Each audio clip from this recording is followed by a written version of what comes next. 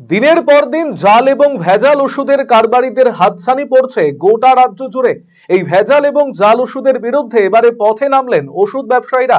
রবিবার Bengal chemist and druggist অ্যাসোসিয়েশনের পক্ষ থেকে মালদা জেলায় গ্রহণ করা হলো সচেতনতামূলক পদক্ষেপ।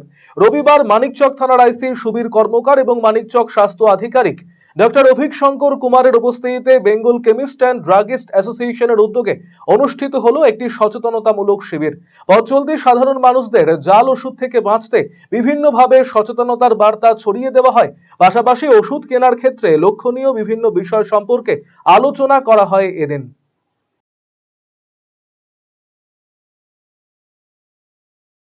ইদানিং কিছুটা ফেক মেডিসিন বা আমাদের এই মেডিসিনের যে জাল কারবার নিয়ে জানেন গভর্নমেন্ট অফ ওয়েস্ট বেঙ্গল খুব চিন্তিত আছে বা আমাদের গভর্নমেন্ট অফ ইন্ডিয়া খুব চিন্তিত আছে।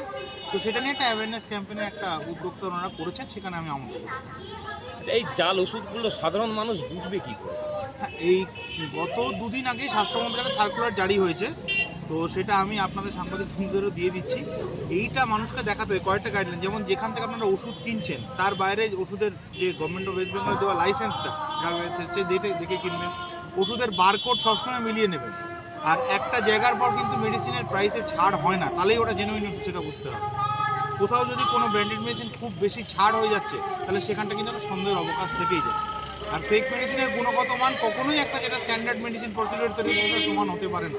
এতে ক্ষতি হয় পেশেন্টের ক্ষতি কোনোভাবেই কাম্য না। এটা প্রথম এবং প্রাইমারি কথা। পেশেন্টকে সুস্থ করাটাই প্রাইমারি টার্গেট হওয়া উচিত। আপনি বারকোডের কথা বলেন, আর সমাজে এমন এক স্তর আছে যারা হয়তো এডুকেশনের সঙ্গে জড়িত না, তারা সেটাকে কি করে বুঝে উঠবে? সেই জন্যই অ্যাওয়ারনেস ক্যাম্পেইনগুলো কন্টিনিউয়াস চালিয়ে যেতে হবে না আমাদের। যে জানে না তাকে জানানোটাই কাজ। এটা কিন্তু একটা এটা না জানলে মানুষ বিপদে পড়ে যাবে।